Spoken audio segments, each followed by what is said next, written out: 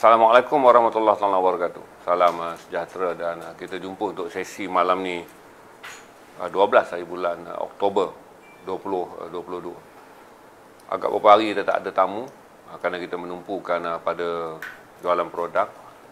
Kita kembali ada tamu hari ini, Hajah Suryati Yusof, Lieutenant Bersara Hajah Suryati Yusof daripada Yayasan Aman, seorang aktivis yang menjalankan banyak misi kemanusiaan. Nanti kita akan berkongsi bagi tuan-tuan dan perempuan yang ingin mengetahui misi kemanusiaan di pelbagai tempat.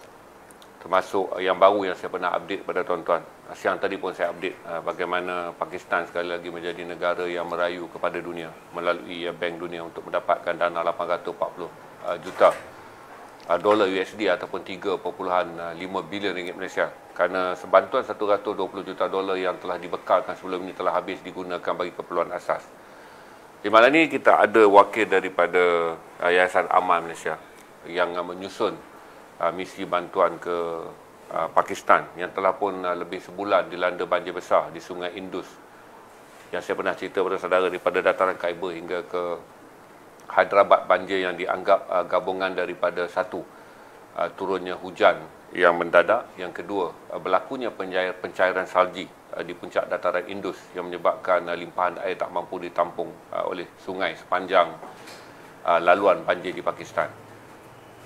Tuan-tuan dan puan-puan, saya tunggu angka untuk mulakan sesi ini supaya Hajah Suryati ataupun Lieutenant Bersara Hajah Suryati dapat berkongsi dengan kita update. Sebelum tak apalah kita berbual sebelum kita sampai ke puncak interview 60 minit. Saya nak tanya dengan Hajah. Secara keadaan semasa, apa keadaan di Pakistan sekarang? Assalamualaikum semua ya. Kita pertama kalinya satu bencana besar berlaku, tetapi kalau kita tengok dia punya publicity tu kurang. Tak seperti mana berlaku di Iceland ke, berlaku di Turki. Berita di Pakistan ni, dia saya rasalah ini banjir yang paling teruk di dunia. Di abad, mungkin 2 abad kemudian ni. Tidak pernah lagi berlaku kemusnahan negara yang melibatkan 50 juta kehilangan rumah. Dia seperti mana Tuan Haji cakap tadi, pencairan glasier tu daripada pegunungan sampai membentuk satu tasik. Dia bukannya lalu saja. Dia dah lalu, dia dah sapu habis semua rumah semua, bangunan-bangunan semua, dan dia dah penuh air pasang, air besar pasang. Jadi air tu tak boleh jadi dia terkumpul di tengah-tengah Pakistan tu. Terbentuknya satu tasik sementara keluasan 23 km. Allah, besar. So dalam tu Allahualam bersawab.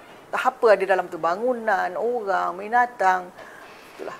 Jadi umpamanya 50 juta terkesan ni, umpamanya satu Malaysia ni dilanda banjir. Satu Malaysia. Kita pun ada 38 juta aja. 32 juta aja. Ini 50 juta. Itulah teruknya. Tapi kalau kita tengok dekat CNN ke, dekat BBC ke, dia banyak berceritakan tentang human right, apa yang tak buat, apa yang dibuat. Tapi mereka sendiri, bantuan kepada mereka sangat slow. Malaysia lah antara negara selalunya lah yang paling pertama, yang paling awal sekali akan hantar bantuan. Sebelum Yayasan Amal, kita dah hantar NGO lain, kita Sahabat Care dah sampai, Yayasan Prihatin kot pun dah sampai. So selalunya kita NGO ni kita bersatu. Jadi siapa yang paling awal dapat pergi, ataupun mereka ada setengah NGO kita ada cawangan di sana. So mereka dah Ricky dah buat laporan apa yang diperlukan. Jadi kita kat sini kita buat crowdfunding, kita berkumpulkan dana, kita kumpulkan keperluan-keperluan lain untuk kita hantar stages by stages. Setakat ni kan, kalau saya tengok dalam laporan terkini malam tadi, mengenai rayuan Bank Dunia untuk mendapatkan 3.5 bilion dana daripada negara-negara antarabangsa. Dia cakap ini hanyalah keperluan asas, bukan pembangunan semula Pakistan. Berarti keperluan asas, 3.5 bilion ringgit Malaysia hanya untuk keperluan asas, makanan, perubatan, selimut, tempat tinggal bagi mengelakkan masa banjir berada dalam keadaan lebih buruk. Jadi apa yang ada maklumat daripada Puan tentang bila berlakunya banjir macam ni, satu yang kerosakan paling utama dan besar ialah tanaman. Pakistan ni dia negara yang subur. Dia tanam padi sendiri, gandum, semua jahanam. Jadi sebelum ni Pakistan ni beras kat sana, kalau yang kita beli RM3 kat sini, kat sana 90 sen aja. Tapi sekarang beras pun dah tak ada. So kita hantar beras kat dia orang. Dia tak makan beras kita ni. Beras kita ni low quality. Beras dia orang kan kita beli sana basmati semua kan. So kita hantar beras kat dia orang. Kita hantar tepung kat dia orang. Yang baru ni kita hantar dalam nilai RM500,000 punya barangan. RM500,000? RM500,000. That's nothing. RM500,000 tu sekelip mata je habis. So apa kita buat? Kita letak dalam bungkusan tu, saya ada gambar dia dalam yang saya bagi. Kita letak dalam guni, satu guni tepung, lepas tu gula apa semua makanan-makanan kita letak, dia orang beratur. Satu padang tu beratur, jadi kita letak satu-satu dia orang datang. So ada gambar tu nanti boleh tunjukkan. Tuan-tuan boleh lihat gambar yang gambar Pakistan dekat ujung. Ini kita punya yayasan amal, kita bagi dia orang, kita bina balik sekolah tahfiz. Okay. Yang dah hancur. Lepas pada tu Dik, gambar next yang tadi tu ataupun sebelum. Dia hang buat ni slide Tu saya buat. Slide dia tak boleh susun. Oh, tak boleh. Okey. Ada antara yang lain lagi yang buat rasa. Jadi yang sekarang kita yang ada yang menunggu untuk pergi ni, another 300,000 nilai orang makanan yang kita akan hantar. So apa kita buat? Yayasan Amal ni sebab kita bukan saja pergi hantar bantuan dan balik. Kita akan terlibat dalam proses development after pasca banjir, pasca malapetaka, pasca bencana. Contohnya di Palu, kami berada di sana lebih kurang 6 bulan. Palu Indonesia. Palu Indonesia semasa dia kena tsunami 2018. Okey. Daripada mula kita pergi, saya tim pertama yang pergi dan kita buat kajian seluruh tempat yang kena dan balik kita buat laporan apa yang perlu dibangunkan. Satu, mesti kita bangunkan perut, makanan, dapur rakyat. Kita bina dapur rakyat setiap tempat bencana. Dapur rakyat ni ialah kita hantar tempat masak yang berkawah-kawah ni, kita lantik AJK, kita bagi gaji. Kita bagi, okey, kamu masak hari-hari seguni beras katakan dan satu lauk. Jadi orang datang makan. Jadi bila orang datang makan, kedua mesti ada tempat ibadat. Bila dah ada makanan, diorang tengah macam ni, mereka akan mencari Tuhan. Mereka akan dalam ketakutan, mereka dalam kekalutan, mereka dalam kehilangan. So tidak ada siapa pun boleh calm down mereka. Hanya Tuhan saja. Kalau tak kira agama apa, mereka akan mencari Tuhan. Masa kita pergi sana, kita pasang tent, kita buat surau sementara. Orang-orang yang bukan beragama Islam pun akan duduk di situ. Dia akan sembahyang dalam surau kita tu. Sebab dia gereja pun dah hancur, temple pun dah hancur, kuil pun dah tak tahu ke mana. So kita ada buat surau, dia datang situ. Dia duduk dalam tu. Sebab masa kesusahan macam itulah manusia sedar bahawa tidak ada apa lagi yang penting kecuali Tuhan. Dia akan cari Tuhan. Lepas cari Tuhan, apa lagi kita perlu develop ialah pendidikan. Budak-budak perlu pergi sekolah. Kalau tidak, mereka dalam ketakutan, mereka dalam keadaan yang rumah tak ada, apa tak ada, mereka perlu ada aktiviti. So dia perlu ada pendidikan. So kita akan bina tempat dalam surau tu. Waktu yang semayanglah. Waktu tak semayang, budak-budak akan belajar di situ. So ini 3 benda penting yang kita akan bangunkan dalam masa 6 bulan. Tengok sampai mereka boleh berdiri sendiri. Dan yang keempatnya yang paling penting ialah ekonomi. Mereka dah tak ada apa, tapi mereka perlu duit juga. Di Palu kami buat 2 benda. Untuk perempuan, kami ajar dia, kami belikan dia dapur, facilities untuk memasak. Sebab orang akan datang melawat dan NGO seluruh dunia akan datang. Mereka mesti nak membeli, mesti nak makan. So kita ajar dia orang ni masak benda-benda yang simple macam kari pap, mihun goreng. Jadi kita bagi, okey, benda ni kamu buat, orang datang makan, kamu charge sekian-sekian. Jadi kan perniagaan. So setiap daerah tu ada. Alhamdulillah maju. So duit tu diorang letak pada masjid, masjid akan bagi pada bangunkan balik sekolah. Jadi the cycle of economy tu semua dapat. Semua dapat. Selama 6 bulan Puan di Palu. Bukan, kita tak stesen terus sebab kita semua bekerja. Oh, okey. Kita semua ni relawan ni siang bekerja macam biasa. Weekend aja kita ada masa ataupun kita ambil cuti ke apa. Jadi kita akan bergilir-gilir. Kita punya tim ni. Maksudnya Puan adalah seorang profesional dalam bidang yang lain. Ya, saya. Dan menjalankan kerja amal. Ya, saya. Sebagai faham. Terima kasih. Saat kita ada profesor, kita ada lecturer, kita ada askar, kita ada macam-macam lah, ada cikgu. Jadi bila nak pergi satu tempat ni kita akan ambil cuti lah. Kadang cuti tanpa gaji. So itu satu macam mana program development pasca bencana di salah satu negara yang kita buat. Sampailah mereka teguh. Sama juga kita pun buat benda yang sama di Afghanistan. Selepas tentera Amerika tinggalkan Afghanistan setahun yang lepas. Sebelum dia tinggalkan Afghanistan tu, dia hancurkan segala sumber ekonomi. Hancurkan dulu. Baru dia balik. Bukannya dia balik. Dia kata dia balik, dia tinggalkan kapal terbang. Enjin tak ada. Dia tinggalkan kereta. Kereta pun nak jahanam. Dia bunuh semua cendekiawan. Profesor, lecturer, cikgu, lelaki, bunuh dulu. Yang tinggal perempuan tua, budak-budak. Dan lelaki tua. Yang cacat, yang dah patah kaki, yang dah cacat. Semualah. Itu je yang tinggal. Ini apa yang Amerika lakukan di Afghanistan hasil daripada maklumat Puan dapat apabila membuat misi kemanusiaan di Afghanistan. Okey, perkara baru untuk kita. So apa kita buat bila sampai sana? Memang dia tak ada apa. Dia orang kata Taliban ni macam itu macam ni. Kalau you lah membesar, Taliban ni dulu masa dia orang datang dan serang negara ni, take over di sini, dia orang ni budak-budak lagi. So dia membesar macam mana?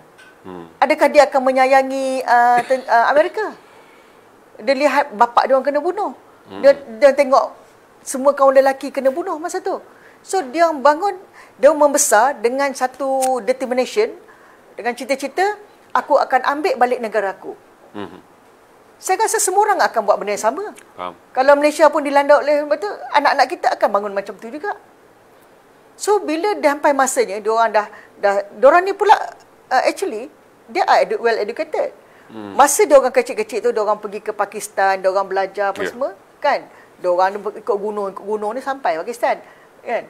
So dia orang balik, dia orang dah buat strategi. Kita kena take over negara kita balik. So dia ambil take over. Elok-elok, dan of course dia orang dapat sambutan daripada sokongan daripada rakyat. Because they are daripada rakyat Afghanistan. So, bila dia take over, bila Amerika rasa dia orang tak boleh lawan dah sebab sokongan pada rakyat kepada Taliban, so dia orang keluar. Tapi sebelum keluar, di Afghanistan, sumber utama dia orang ialah pelombongan, emas, permata, batu-batu, apa? Perhiasan. Batu-batu delima ya, apa kita panggil. Perhiasan dia panggil. Beratus-ratus tan, beribu-ribu tan dah bawa balik naik kapal terbang. Dia tak tinggal, dah tak ada apa dia tinggal lah. So bila kita pergi, kita tengok keadaan macam tu, okey, pertama makanan lah. Kita bagi makanan. Kemudian sama juga kita nak develop balik ekonomi dia orang. Paling senang untuk develop ekonomi ni ialah melalui perempuan. Sebab dia orang tak boleh pergi kerja, dia tak boleh pergi sekolah. So kita bagi mesin jahit, suruh dia orang jahit. Apa yang dia boleh pasarkan? Yang mana dia boleh pasarkan dekat dalam negeri, dia buatlah macam kurta ke apa untuk kan. Untuk pasaran di luar, tudung. Dia ada tudung dia orang lain benda lain. Perempuan Malaysia ni dia janji tudung tu daripada Turki ke Syria ke Afghanistan, dia suka. So kita suruh dia orang buat, so kita akan buat masuk sini, kita akan jual. Jual tudung made in Afghanistan. Ya. Tapi itu tengah kita buat lah. Kita dah hantar lebih kurang 2-30 mesin jahit. So kita nak cari lagi, kita nak beli sebab kita tak boleh beli yang mesin-mesin yang moden macam ada elektrik ni. Kat sana tak ada elektrik. Faham. Jadi kita kena cari mesin singa yang zaman mak kita dulu tu, yang pakai kaki tu kan. Kita kena cari mesin tu. Kita cari, kita beli second hand, kita hantar sana. Okey. Okey. Itu satu untuk ekonomi dia. Yang kedua, yang lain-lain tu macam dia ada kapet semua kan. So kita NGO ni, orang-orang Malaysia ni jangan takut nak pergi Afghanistan. Dan kat sana dia pandang tinggi dengan Malaysia. Jadi kita boleh pasarkan dia punya kapet apa semua kan. Itu pun benda yang boleh kita buat. Dan pendidikan. Kita nak bangun pendidikan, budak-budak tu kita nak ajar. Dia ada sekolah tapi tak mencukupi. So sekarang ni apa yang kita nak cuba bawa ialah TVET kita, kan? TVET kita yang boleh repair kereta, yang boleh elektronik, aircon apa semua, kita nak ajarkan kepada mereka, kita nak bawa ke sana sistem tu biar mereka dapat bangunkan budak-budak yang skill. Tu Afghanistan ni Yayasan Amal dah pergi lebih kurang 3-4 kali lah kalau tak salah saya.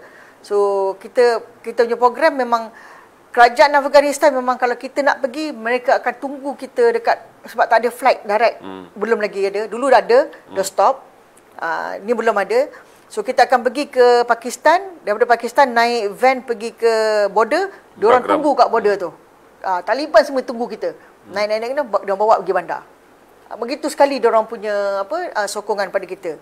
Dia memang memerlukan kita untuk bangunkan. So Pakistan ni pun kita akan buat benda yang sama.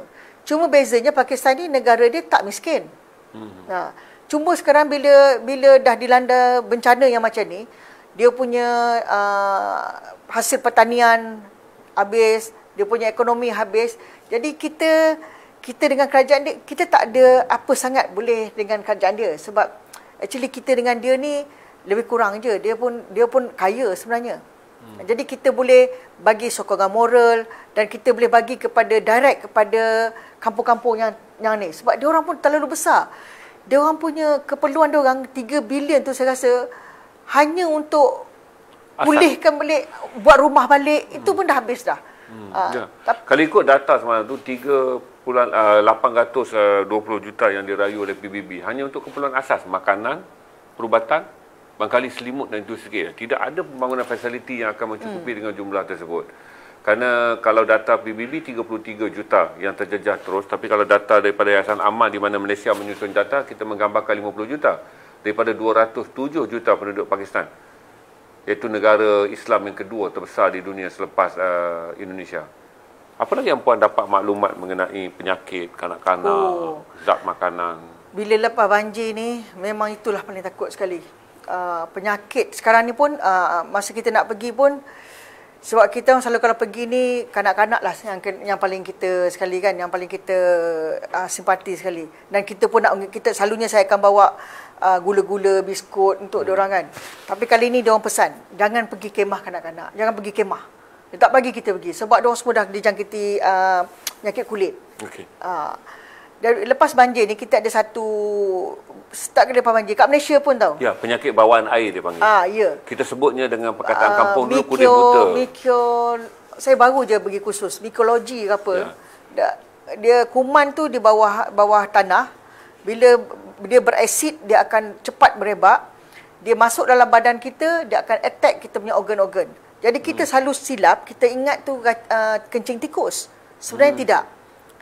Jadi banyak dah kejadian masa kita buat di Malaysia je. Masa banjir tahun lepas kan, yang teruk tu, di Jerantut apa semua. In fact, saya punya relawan Yayasan Amal pun ada seorang sakit kaki sampai sekarang. Kita tak tahu kenapa. Mungkin masa dia mencuci tu dia pakai, dia ada luka ke kena tanah ke apa, sampai sekarang kaki dia bengkak dan tak dapat dikesan sakit apa. Tapi kita syak kuman tu lah. Okay. Dan kuman tu bila masuk dalam badan, sama ada dia, kalau kita lemah, dia terus attack kita sakit tau. Macam kencing tikus lebih kurang dia punya tu. Ataupun dia boleh duduk dalam badan kita sampai 60 tahun. Dia tidak akan mati. Okey.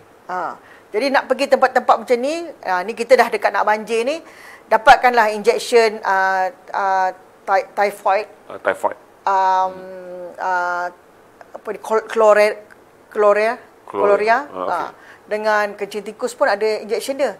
Ada 2-3 injection ni ataupun ubat, makanlah dulu sebelum pergi tolong orang. Sebab benda tu sangat bahaya. So sama juga kat Pakistan ni, dia lagilah selain pada sakit kulit, batuk kering, dan penyakit-penyakit lain lah, kencing tikus lah, apa semua kan, daripada binatang kan. Tuan-tuan dan puan-puan, satu daripada komplikasi dunia yang sangat besar sekarang adalah dipanggil sebagai keletihan amal. Bila tiap kali berlaku bencana, sekarang nampak ketara, di mana semua orang mula menganggap bahawa apabila kita melalui El Nino, di mana pusingan bencana berlaku di hampir semua benua, akan berlakulah apa yang kita sebut sekarang ni sebagai apa disebut keletihan amal. Kita rasa nak menolong orang pun kita dah letih apa semua. Dan saya baru saja melihat video baru yang sekarang Facebook mainkan bertubi-tubi, rayuan daripada Majlis Pemufakatan Islam Malaysia MAPIM. Maka saya akan tanya dengan Puan, ada nampak mengenai merosot dan menurunnya semangat ihsan dan juga keinginan memberi bantuan di Malaysia dan seluruh dunia apabila berlaku bencana. Kerana Pakistan adalah gambaran mengenai nobody care. Hampir tak ada siapa peduli. Kita tak melihat mission besar-besaran pun. Kempen antarabangsa pun tak pernah dilancarkan. Selalunya kita tahu PBB akan panggil sidang khas, kita akan nampak semua orang akan melancarkan kempen khas. Tapi dia berlaku pada waktu puncak, kelihatan pada semua orang yang letih. Semua orang mengatakan bahawa sudah tidak mempunyai keupayaan dalam melaksanakan semangat kerja amal. Boleh Puan bagi pandangan Puan, pengalaman, apa yang Puan lihat, apa yang Puan harap? Saya rasa yang kali ni adalah disebabkan oleh pasca PKP. Sebab masa PKP, 2 tahun tu orang semua kata ada ramai kena buang kerja, susah, itu, ini, duduk rumah semua kan. Tapi masa itulah dana paling banyak kami dapat kumpulkan. Masa PKP, kami sebelum PKP dalam 2, 3, 4 bulan sebelum tu, kami buat satu program Feed the Poor dekat Coket. Bermula dengan 60 orang. Lepas tu setiap 6 bulan lepas tu naik 100. Masa peak PKP, kita bagi makan 500 orang sehari. Sehari. Setiap bulan kita kena sediakan RM90,000. Setiap bulan selama 2 tahun. Sampai sekarang. Kami masih lagi bagi makan. Tapi dah kurang dah. Sebab orang dah start kerja kan. Orang yang datang ambil tu, masa peak tu, ada engineer. Ada bekas guru. Ada kontraktor. Orang datang naik MERS beratur. Saya kata, uncle, ini untuk orang miskin tau. Saya sudah miskin, dia kata. Saya mau ambil satu saja makanan. Bini saya sudah 2 hari tak makan. So, benda-benda yang saya kumpulkan maklumat semua. Dan bila benda ni kita ceritakan pada public untuk dapatkan crowd, everybody is willing to give. Ini satu benda yang saya nampak di Malaysia ni kan. Tak kira agama apa. Cina, India, Melayu, Bajau, Kadazan, seluruh Malaysia. Saya dah terlibat dalam ni. Kalau pasal menolong satu sama lain, there's no barrier. Tengok Mr. Chi ni, saya terharu tau. Masa saya nak pergi Pakistan tu, kumpulan dia bawa RM300,000. Padahal, apa sangat Pakistan dengan China punya hubungan? Macam kita boleh kita kata sentimen saudara seagama ke apa. Mereka tak ada tau. Tapi mereka tidak kisah. Jadi, masa PKP tu, saya rasa mana-mana NGO rasa pelik. Semua orang kata kena buang kerja. Semua orang kata hidup susah. Tapi kita punya dana sangat bagus. Okey, sekarang dah habis PKP semua. Orang dah start kerja apa semua. Dana kita menurun. Dana kita menurun. So, saya nak dapatkan dalam 20-30 ribu sebulan pun dah susah dah sekarang. Jadi, patut jadi pula satu bencana dekat negara lain. Orang kita, saya rasalah, bila kita dah rasa kesusahan tu dan kita nak start balik hidup ni, kita nak stabilisekan diri kita ni. Dan persekitaran kita. Dan ramai masa PKP tu orang effect mental health. Tahu? Bila dah effect mental health dan dalam kesusahan tu, orang mencari Tuhan. Orang mencari Tuhan. Masa PKP tu orang ketakutan tau. Macam, siapa akan mati lepas ni? Kan? Bapa kawan aku dah mati, bapa aku esok pula ke? Jadi orang takut. Jadi orang dekat pada Tuhan. Jadi mereka berikan jiwa mereka kepada amal, kepada komunisan. Kalau mana yang tak pernah mengaji, start mengaji, mana yang tak pergi surau, bak surau kat rumah, mana yang tak pernah beramal, tak pernah ni, dah start bermula cari NGO-NGO buat sedekah subuh ke apa. Mereka dah dekat pada tu. Sekarang mereka dah lepas fasa yang itu, mereka nak kena bina balik. Jadi mungkinlah, Pakistan jauh. Kan? Pakistan jauh. It's not in my territory. Dan dia kena kumpul balik apa yang dia orang dah hilang tu. Saya rasa itu. Negara-negara lain pun macam tu. Banyak yang terkesan macam Indonesia masa PKP pun teruk kan. Jadi mungkin itu sebabnya. Selain daripada faktor-faktor United Nations ni pun dia ada politicking dia. Politicking, discrimination. They are talking about human right, tapi I don't think they orang really doing the human right to globally. Tahu? Dia punya human right tu is ada sectarian dia. Wow. Kepada tuan-tuan yang ada, kita ada buat kutipan kat mana ni, Cik? Tak ada. Just kalau siapa nak pergi ke Yayasan Amal, tuan-tuan boleh pergi ke Facebook Yayasan Amal. Ya, saya. Ke Facebook Yayasan Amal kalau tuan-tuan ingin melihat aktiviti di mana ini antara kaum Sri Kandi. Bukan kaum adalah bangsa, golongan Sri Kandi yang menjalankan aktiviti kemanusiaan di merata tempat. Mereka mempunyai komuniti mereka sendiri. Seperti saudara lihat tadi. Saudara dengar tadi. Cuma tak disebut. Di Palu je dah didirikan lebih 100 surau dan masjid. 100 surau dan masjid. Ketika mereka berada di Palu 6 bulan mereka membangunkan lebih 100 surau dan masjid bagi membina semula Palu yang musnah kerana tsunami daripada rekahan sebahagian daripada Krakatau laut. Dan di Afghanistan dan di Pakistan, tuan-tuan, oleh kerana visualnya kurang. Satu adalah kerana sangat complicated, orang cuba mengikuti perkembangan politik tentang perang Ukraine dan Rusia. Dan media tempatan juga kurang memaparkan tentang apa yang berlaku di Afghanistan. Menjadikan Afghanistan kini perjuangan yang marginal, orang-orang kecil macam puan ni sedang membesar-besar. Kerana saya pun terkejut kerana kalau di peringkat antarabangsa hanya Antonio Guterres, iaitu Ketua Bangsa Bersatu yang hari-hari akan bercakap tentang lihat dana, bantu dana, negara-negara yang menjanjikan dana diminta mengemukakan dana. Tapi pada waktu yang sama, negara-negara pendana, iaitu negara-negara maju, Amerika, Eropah, semua adalah negara yang sekarang mengalami inflasi dan juga mengalami krisis kewangan yang sangat teruk. Berarti Pakistan bergantung kepada negara-negara Islam seperti Malaysia untuk membantu.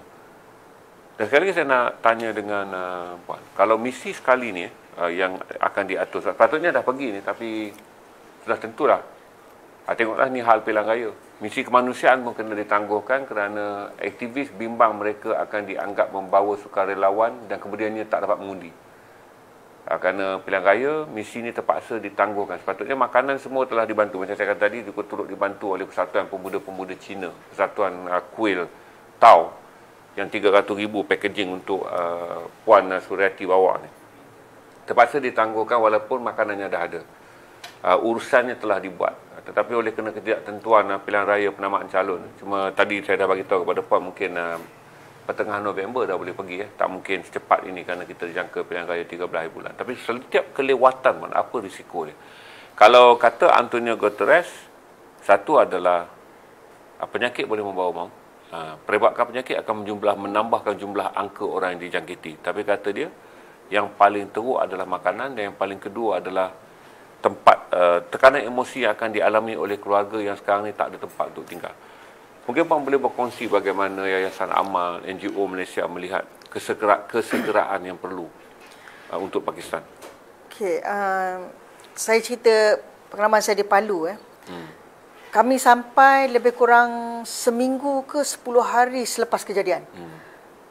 Okey, dia kan, habis satu negara tu bila kena satu bencana ni, mereka ni pun ada ego dia. Dia tidak mahu dilihat sebagai gagal mengurusi bencana. Indonesia terutamanya, dia besar. Gempa bumi dia orang ni tiap-tiap minggu ada. Kejap Timur-Timur, kejap Timor-Leste, kejap Jawa Barat, Timur, Utara, Selatan. Jadi bila kita nak pergi tu, diorang first kali dia kata, tidak ada apa-apa, Bu. Kita memang sentiasa ada gempa bumi. Kan? Tapi bila kita tahu, kita ni ada network. Ada networking. Akan memberi NGO ni seluruh dunia ni kita ada persatuan dia. Yayasan Amal ni kita IRFR International Relief Foundation kita tubuhkan tau. Kita founding that pertubuhan. Jadi semua NGO untuk bencana alam ni masuk persatuan ni, dan kita dulu mula-mula pengurusinya ialah Malaysia. Dan sekarang kita gili-gili Turki lah apa semua kan. So kita melalui kita punya networking tu kita dapat masuk Sulawesi, Palu. Bila kita masuk, kita bawa barang. Dia kata, okey, bagi pada governor kan, kami akan ni kan. Agihan. Governor nak dapat mileage politik. Saya faham. Saya pernah melaluinya di Aceh tu. Okay. Kita duduk dekat airport, saya rasa dekat 6 ke 8 jam lah. Pusing sana cakap. Kita pun telefon lah. Masa ni kita guna kabel lah, rantai lah. Selagi ada. Telefon sana. Telefon Jakarta. Telefon sana. Dapatlah lepas. Itu tak senang tau. Sebab tu saya kadang-kadang orang kata, oh kami nak pergi sendiri, kami nak buat sendiri. Jangan. Berapa ramai orang sampai airport, patah balik. Kadang-kadang NGO yang tak berapa ada nama pun, dia nak pergi dalam 4-5 orang, sampai airport kena bawa balik. Jadi bergabung dengan NGO yang dah ada nama. Betul. Yang ada pengalaman. So barulah kita dapat masuk.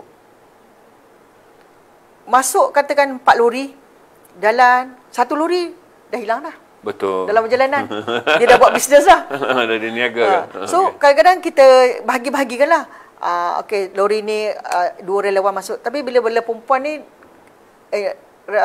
pengurusi kata Puan Surati tak payahlah duduk naik lori dengan orang. Kan dengan relawan-relawan kena jual dia. Itu pun ada kekangan dia kan. Betul. Okey, bila sampai satu tempat tu, sebelum kita sampai tu, kita punya networking dah kena buat kita punya headquarters. Kita memerlukan tempat yang besar, mungkin macam ni. Nak letak barang, kita nak letak macam ni, kita akan buat setup ops room lah. Macam sebab tu saya terlibat dalam bencana, sebab saya bekas tentera. Ya. Kan? Jadi logistiknya bagus.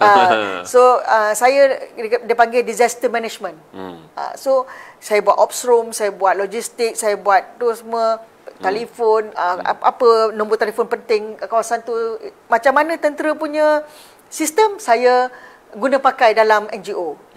Jadi bukanlah kata lebih teratur, tapi sebab ada basic, lebih senang. Faham. Dan saya juga bila sampai ke tempat macam ni, saya akan cari tentera juga. Jadi bila saya jumpa tentera dengan tentera, saya kata, Pak, sayanya wira daripada Malaysia, Pak. Saya tentera laut. Jadi penghormatan tu lebih sikit. Ya, sama-sama uniform. Jadi lebihlah sikit, senang sikit lah. Nak dapatkan transport senang, nak dapatkan telefon senang. Diorang pun akan support kita lebih. Pengagihan makanan ni, kalau kita, bukan kata kita tak percaya, tapi diorang pun dah dilanda susah. Orang yang ambil makanan ni pun, kalau orang yang lapar. Orang yang lapar, dia akan bagi pada keluarga dia. Yang lapar juga. Ramai. Jadi kita kena buat sendiri semua. Jadi kita bawa, kita kena lantik relawan, kita ambil orang sekolah tahfiz. Jadi kat sana kita ada satu, dia panggil sekolah Mahat ni. Jadi kita gunakan diorang. Ya, diorang yang begini. Dan kita buat, okey, bila kita pergi melawat kemah-kemah ni, bunyi motor pun orang terkejut. Bila kita datang dengan apa ni, dengan lori kan, dengan transport, dengan dengar bunyi lori tu, berlari diorang daripada kemah. Diorang ke gempa bumi berlaku lagi. Oh, trauma diorang. Okey. Jadi apa kita buat? Kita buat program macam istighfar bersama Palu. Kan malam-malam kita buat berselawat bersama Rasulullah untuk meningkatkan kembali nak bagi diorang tenang. It really helps. Kita kat sini kalau macam orang kata, kalau kita susah tu kata selawatlah. Kan kita tak rasa, sebab kita tak sesusah itu. Tapi bagi orang yang mautnya depan mata, bila kita buat benda tu, diorang memang meraung-raung menangis.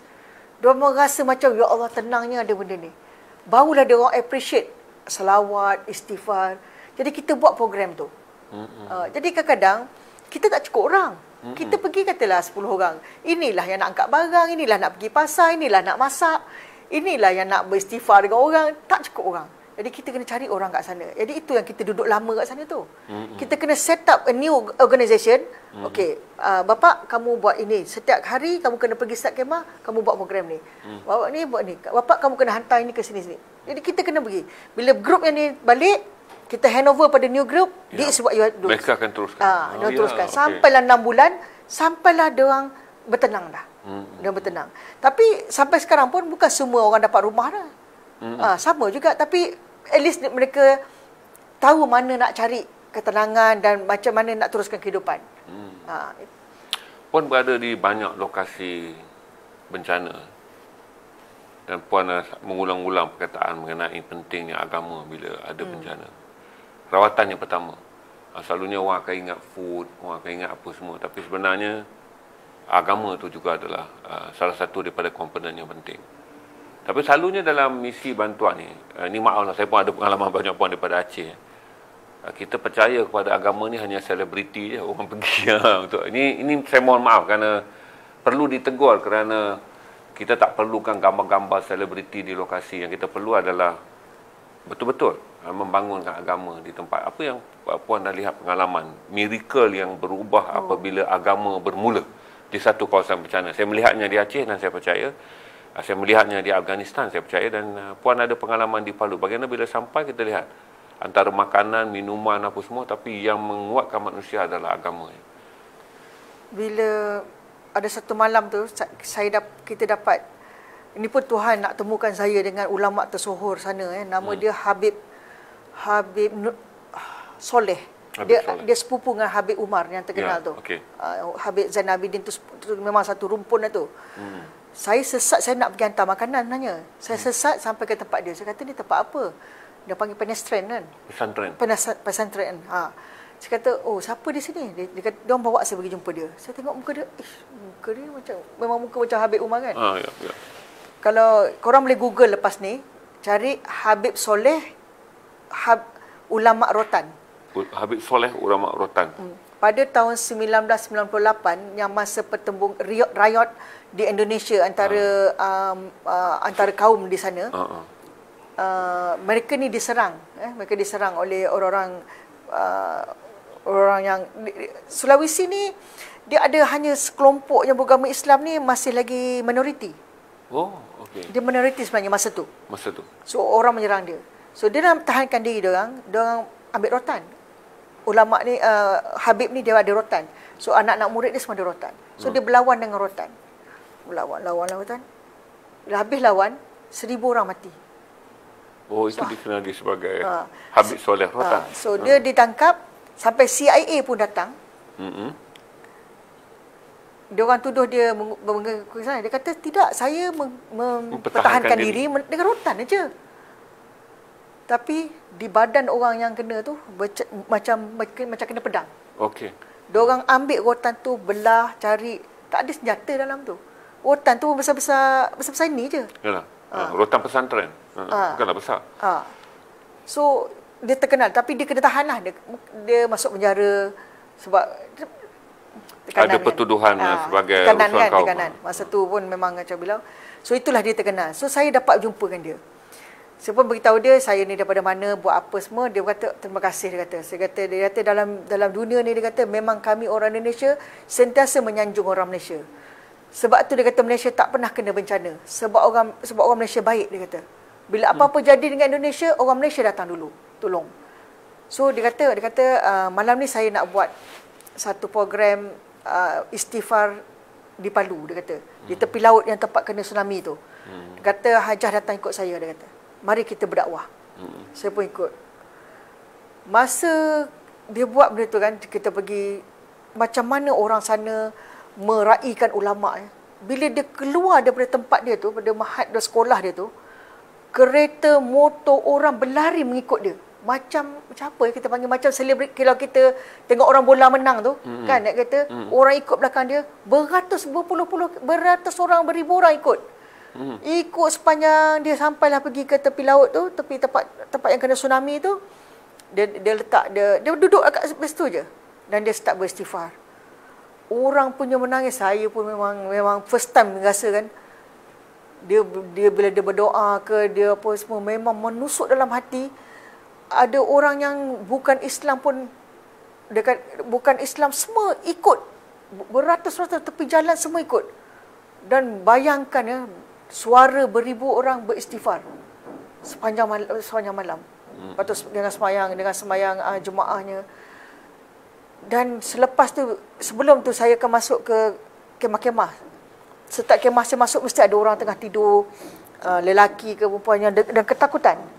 Dan kita akan pujuk dia, cakap, Pak, mari kita solat Pak, kita dekat dengan Tuhan Pak.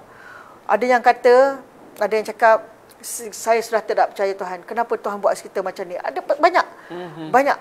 Jadi apa? Saya bukan latar belakang agama kan. Jadi kadang-kadang kita nak cakap pun kita tak tahu apa perkataan yang paling tepat nak cakap dengan orang macam ni. Tapi saya cakap kat dia, jangan berprasangka buruk pada Tuhan. Kamu masih hidup tu menunjukkan Tuhan sayang kamu. Cuba bayangkan kalau kamu mati semalam. Kamu tak sempat taubat, kamu tak sempat semayang. Kan Tuhan bagi kamu hidup ni, maksudnya Tuhan sayang pada kamu. Baik kamu semayang sekarang. Tapi saya boleh nampak lah, yang perempuan ni memang very very easy. Semua, kalau tempat-tempat kita pergi, semua perempuan. Perempuan muda perempuan muda. Lelaki sangat sukar So, itu kan betul membentuk mereka. Lepas tu, mereka yang minta surau. Itu waktu kita sampai banner 100 surau di sana. Mereka minta. Ada yang kata, sebelum ni saya tak pernah masuk masjid. Sekarang saya mau semayang kan. Semua mencari. Itulah dia. Saya rasa kat mana-mana pun sama. Kita pun masa PKP pun ramai yang mendekatkan diri dengan Tuhan. Saya rasa sama ada apa pun agama kita, saya rasa semua orang mencari Tuhan semasa kita susah. Itu adalah sebenarnya lebih baik daripada dulu-dulu, zaman-zaman jahiliah dulu, kalau kita susah hati, kita orang cari arak, orang cari kelab malam. Sekarang orang dah cari agama, orang cari Tuhan. Agama apa pun, mereka akan cari Tuhan mereka. Dan saya nak sambung sikit, apa yang relevannya dengan aktiviti kita. Bila saya buat Feed the Poor dekat Coket sampai sekarang ni, yang itu kita buat bukan atas dasar agama ya. Ayat dia pun Feed the Poor. Okey, untuk asnaf, untuk orang lorong, untuk budak-budak lorong yang tak ada IC semua, kita buat kelas, kita buat rumah didik ni kan. Ni dia rumah didik sahabat. Warung makan sahabat. Kita bagi makan. Oh, okey, ni di warung makan. Warung makan. Okay. Ni bawah ni tempat restoran, dia ambil makanan. Kalau dia orang nak belajar apa saja, nak belajar bahasa Inggeris ke, nak belajar apa, bahasa Cina ke, Mandarin ke, budak-budak nak buat homework ke, naik atas. Faham. Kita buat. Saya pernah sampai tempat ni. Alhamdulillah. Dekat sebelah flat. Flat Selayang. Flat Selayang. So apa jadi? Dalam masa 2 tahun ni, 50 orang masuk Islam. Dan saya selalu pesan dengan orang-orang yang terlibat dalam bagi makanan ni, jangan jual agama dengan nasi sepaket. Kita buat kerana kemanusiaan. Orang kat sini susah, dia orang tengah susah, dia orang tengah lapar, dia orang duduk kat lorong, kita bagi makan. Itu ialah misi kemanusiaan. Sebab yang bagi duit ni, Cina, India, Kristen, semua bagi duit. Kita bagi makan kat orang. Tetapi, apabila mereka nampak kita menolong, dia akan tanya, kakak, apa pasal lu tolong orang? Apa pasal lu bagi duit sama orang? Saya kata, Tuhan saya suruh macam tu lah. Kalau saya senang sikit, kita kena share. Kan? Kata, you punya Tuhan mesti baik.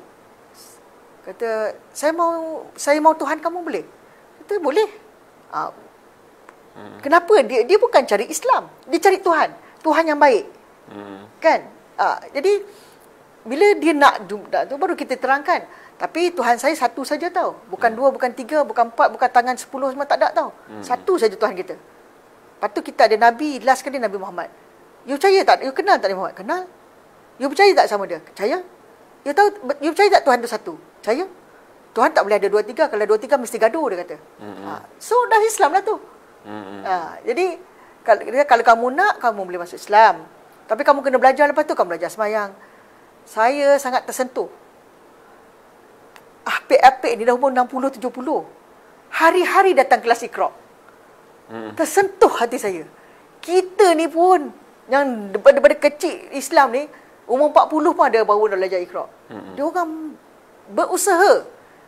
Dah boleh baca Fatihah, dah boleh solat. Dan kita carilah ustazah yang convert kan. Dia orang lah ngajar dia orang. Dulu orang Melayu kan, Jo? Betul. 3 bulan tak tahu apa. Dia tak faham. Lidah Melayu dengan lidah Cina kan lain. Oh, Dia tak faham. Kena cari Cina juga ngajar dia apa. Alhamdulillah. Okey. So saya sangatlah, itulah antara benda yang kita tak boleh lari. Kita tak boleh lari daripada kepercayaan kepada Tuhan. So kalau ada sesiapa yang ateis kat sini lah kan, kan yang dengar ni, masa susah kan, siapa you nak cari kalau you ateis? Itu je. Kan? Siapa you nak cari? Siapa nak tolong you? Siapa boleh tolong you? Hanya Tuhan aja.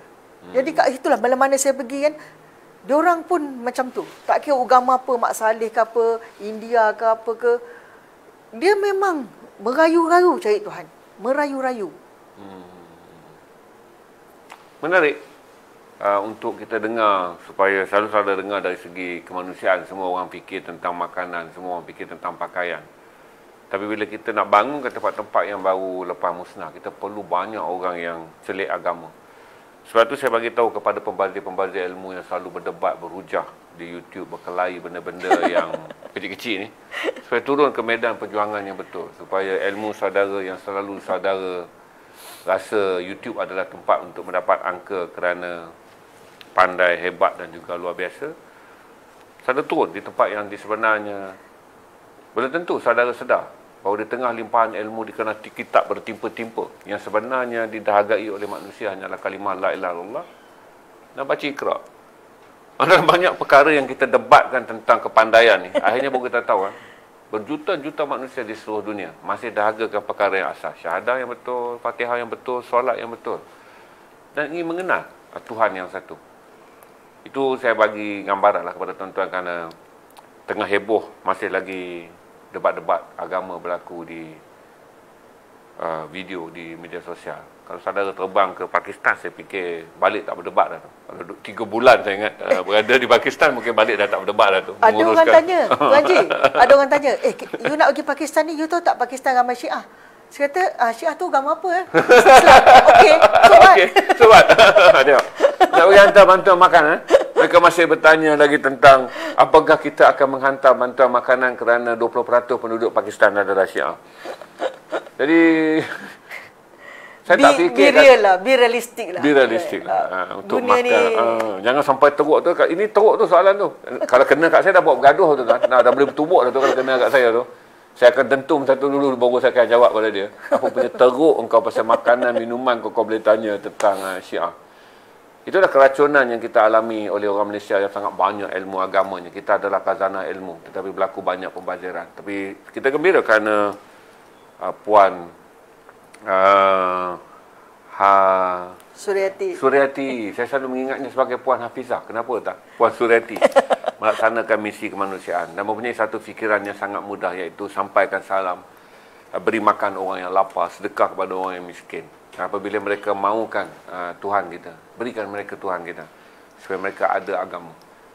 Dari pengalaman di lorong-lorong, kerana warung sahabat sangat popular di flat Selayang. Kita pernah, tuan pernah tengok saya live stream daripada sana waktu PKP dan juga waktu anak-anak jalanan diberi kursus untuk membuat tengkolok di tengah-tengah filem Mak Kilau. Jadi kanak-kanak tu tak ada duit nak bagi tengok wayang Mak Kilau. Mereka lihat poster Mak Kilau banyak. Jadi ada dibuat satu program beli kertas lembut murah dekat kedai DIY, buat untuk kanak-kanak tu supaya mereka dapat merasa memakai tengkolok ala filem Mak Kilau. Itu ada warung sahabat. Dan di bawahnya tu yang di Jalan Kuala Ibu apa? Mak apa nama saya dah lupa lah. Mak Wan.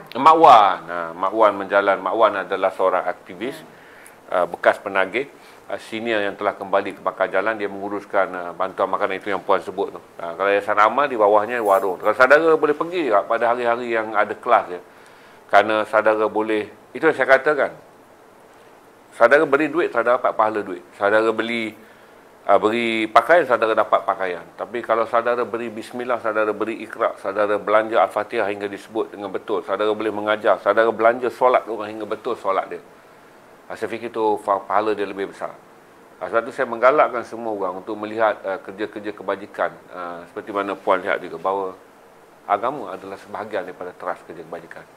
Kita dah hampir 1 jam. Saya nak tanya soalan akhir tentang respon mengenai persediaan Yayasan Amal mengenai banjir tempatan. Kita juga tahu kata Yayasan Amal akan tentulah, saya dah cerita tentang Puan tentang gambaran tahun ni banjir. Saya kata kita mungkin melalui satu lagi musim bencana alam yang luar biasa. Kalaulah tidak ada keajaiban. Kita doakan semoga Allah sayang tanah Melayu, Malaysia, dan memberi pelindungan kepada kita. Kerana kalau ikut jangkaan, saya rasa November dan Disember, penghujung November dan Disember, kita akan melalui bencana yang buruk. Kalau hari ini, kalau kita tengok pun, hujan yang malam tadi pukul 3 tu, Terowong Smart dah ditutup.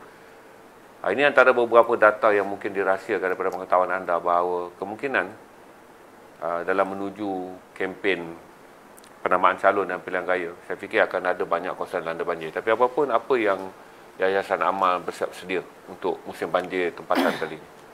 Okey, Yayasan Amal ni ialah AJK tetap dengan NAKMA untuk bencana alam di Malaysia. Yayasan Amal adalah AJK tetap NAKMA Okey, NAKMA adalah ni National Disaster Management organisasi organisasi pengurusan bencana Malaysia. Tahun lepas kami baru berpindah daripada Sungai Merap ke Labuhan Dagang. Kami dapat tanah kat sana, jadi kita buat. Tahun lepas masa perasmian Yayasan Amal HQ baru di Labuhan Dagang tu, malam tu air naik. Kami tak bersedia. Sebab Kuala Lumpur, Selangor tak pernah banjir sebelum ni kan? Ya, betul. So kita bersiap sedia untuk pergi ke Pantai Timur. So malam tu kita kata kita kena cepat buat pelancaran ni supaya next week kita dah kena pergi tolong orang tempat lain. Malam tu kita bagi dapat. Dapat sampai tenggelam kereta kat situ. Masa tu orang dah AJK semua dah dekat situ sebab esok tu VIP nak datang, menteri nak datang. Kan? Jadi AJK semua malam tu bertukar lumus. Udahnya pukul 2 pagi bertukar lumus selamatkan habis. Rumah saya pun habis, kereta saya pun habis semua. So masa itulah kita rasa macam kita ni tak boleh lagi, kita bukan kerajaan. Kita bukan organisasi yang dibayar, tetapi kita kena ada satu persiapan lebih kurang macam NAKMA. Sebab NAKMA bomba tak terpikul, tak terkawal, tak terkendali. Skalanya sangat besar. Bila kena yang macam tahun lepas. Lembah Kelang, 18 Disember 2021. Memang tak telefon bomba sebab bomba kata buatlah apa yang boleh puan. Kami dah tak ada apa dah. So selepas pada kejadian tu, saya pun berhubunglah sebab saya ni dah kapasiti bekas tentera laut. Saya berjumpalah dengan Parlimen Tentera Laut, Pengarah Maritim Malaysia, Datuk Zubir. Saya minta bot yang dia orang tak pakai dah. Yang dia orang dah rosak dah lama. Dia orang kan ada jangka hayat. Lepas 20 tahun benda tu akan dilupuskan. So saya minta. So alhamdulillah tahun ni mungkin kita akan lebih bersedia. Kita ada a few boats. Kita bukan dapat 10 ke apa. So bolehlah pergi. Bot tu ambil baik pulih. Dan jadikan hanya untuk pengangkutan banjir. Yes. Alhamdulillah. Kita ada stok lah kan. Stok. Itu satu. Keduanya kita dah tahu dah. Sebenarnya kita dah lama dalam bidang ni kan. Tapi sekarang ni kita buat satu macam setiap daerah kita bergabung dengan veteran. Macam sebab saya ni juga AJK, saya juga NGO tentera. Kan? Jadi saya dah wawarkan kepada tentera, you kena bergabung dengan NGO ni sebab you ada kepakaran untuk menolong menguruskan bencana. You been trained for 20-30 years dalam tentera, tak kira tentera apa. You know how to manage a disaster. You ada pakar. Why bila jadi disaster kau duduk kat rumah tengok TV? You should go out and help people. Kan? Jadi benda ni saya dah kadang-kadang benda ni kita perlukan seseorang untuk cocok tau. Kan? Memangkin dia orang ataupun alert kan? Alert, create awareness kepada mereka that we need you. You must help us. So jadi apa kita buat, persatuan-persatuan bekas tentera di daerah-daerah ni kita buat perhubungan. Jadi diorang ni pakar boleh bawa bot, diorang boleh berenang, diorang boleh. So diorang lagi senang tahu semualah mengikat tali, menyelamat, buat decision cemas macam mana diorang tenang. Pasal diorang dah biasa dilatih kan, dilatih. Jadi itu antara yang saya sama juga sekarang ni sementara saya dalam online ni, saya nak beritahulah anak-anak muda anak-anak muda. Buat amal ni jangan fikir bila kita cakap kan korang bersedekah. Diorang fikir, oh kami mana ada duit nak bersedekah. Okey, kita jangan guna perkataan bersedekah tu. Beramal. Walaupun 10 sen, walaupun mengangkat satu kotak, walaupun memberi makan anjing, walaupun menarik sesuatu, walaupun menyelamatkan sesuatu, walaupun menghantar sebungkus nasi, itu adalah amal. We need you. We need you. Jangan takut. Duit is not everything. Betul. Amal ni bukannya berkenaan pasal duit. Amal ni lah daripada jiwa. Sebab orang Malaysia ni, rakyat Malaysia ni kata-kata rakyat yang orang manusia yang baik. Saya pergi dah ceruk kampung Dalat, Sarawak, Sabah ke mana yang minum air hujan pun dah masih lagi. Dia are very nice. Dalam dia orang tu tak ada apa dalam rumah dia. Kita pergi rumah, dia bagi air segelas tu untuk kita minum. Kita tengok air tu kita macam, ya Allah, dia minum air macam ni. Tapi dia hidang kat kita. Walaupun dia tak ada apa-apa. Ya. Jadi kita yang mana, especially budak-budak universiti, saya ramai budak universiti yang saya suruh dia masuk. Ada yayasan amal, bawah tu ada link relawan. You cara percuma. You kita panggil daftar diri sebagai relawan. Kita akan train you. Kalau you tak boleh tolong orang pun, you boleh tolong diri you sendiri bila berlaku bencana. You never know. Betul. You never know. Rumah saya tenggelam, saya tak pernah berlaku banjir pun. Rumah saya tenggelam, anak-anak saya sampai sini. Kalau diorang tak tahu kan, kalau tak diajar, kalau diorang tak tahu berenang ke apa, it can cost a life, you know. Ya. So masuk jadi relawan, kita akan bagi kursus, kita akan bagi tahu apa yang boleh buat, tak boleh buat bila jadi bencana. You boleh selamatkan diri, you juga boleh selamatkan keluarga you boleh selamatkan mak bapak you. Betul. Jiran-jiran. Ilmu tu penting. Jadi jangan takut bila kita sebut nak jadi relawan, nak jadi, bukan duit. Duit tu ialah itu kerja Tuhan. Tuhan akan bagi rezeki lain. Tapi you tu mesti, community service tu kena amalkan daripada muda. Ya. Daripada muda. Itu tuan, terima kasih pada semua yang menonton dan mendengar. Saya fikir ini antara konten yang baik. Kita dengarkan ada wanita berada di lokasi bencana, berbeza dengan lelaki. Kerana lelaki di lokasi bencana, dia melihat segalanya dalam bentuk keras, tegas, lekas, pantas. Wanita melihatnya dalam bentuk lemah lembut, sederhana, memujuk, memberi ruang yang lebih selesa. Itu bagusnya. Tapi cuma kita lebih banyak relawan wanita selepas ini, relawati, bagi membolehkan kalau kita buat misi kemanusiaan di lokasi seimbang. Kalau banding orang lelaki datang ni, dia lihat yang benda-benda aja. Sebenarnya Tuan Haji, tak seimbang. Baru ni kita pergi banyak wanita pada lelaki pula. Pergi ke Sarawak. Okey. Perempuan 14, lelaki 7. Masalah lah pula lelaki. Tuan-tuan, jangan selalu merelakan diri di snooker. Jangan selalu merelakan diri di kedai kopi, di kafe, Starbucks, Coffee Bean, tempat lelaki duduk merambu dan belagak kacak. Orang-orang kacak berada di tempat bencana sebenarnya. Betul. Anda akan kelihatan lebih kacak apabila berada di tempat bencana. Percayalah. Lelaki lebih kacak bila mereka beramal. Okey. Ini baru saya dapat angka bahawa sekarang ni wanita lebih mempunyai kesedaran dalam amal. apa-apa pun wanita dah lebih sekarang ni. Dan yang datang tu pun ada yang engineer, apa semua perempuan. Dan saya cakap, kenapa tak ajak kawan-kawan satu pejabat? Diorang main game je Kak Syai. Tuan-tuan, tolong jangan jatuhkan maruah lelaki dengan mengatakan lelaki kini menjadi golongan yang sukar nak beramal di lokasi kerana game, derma wang. Sebab yang kita perlu adalah ini, adalah kemahiran, terutama tuan-tuan yang masih muda, kerana bencana akan datang ke hidung saudara. Berarti sekarang ni bukan dulu kita lihat bencana berlaku tempat orang. Sekarang adalah zaman di mana bencana akan datang ke depan hidung kita. Kalau dulu siapa pernah bayangkan Seksyen 13 tu akan tenggelam? Siapa pernah bayangkan Kuala Lumpur jadi banner dengan berbilion-bilion ni akan menyebabkan kita banjir? Siapa akan bayang kereta-kereta yang berada di kota Kuala Lumpur yang mewah akan tenggelam hingga kelihatan ketiak yang hanya kelihatan adalah penghujung tiang elektrik? Berarti kerana bencana telah mula mencari manusia dan tidak lagi mempunyai kawasan tetap. Bencana bukanlah pemastatin. Di bawah era sekarang, bencana adalah nomad dan mungkin sampai ke depan pintu rumah saudara.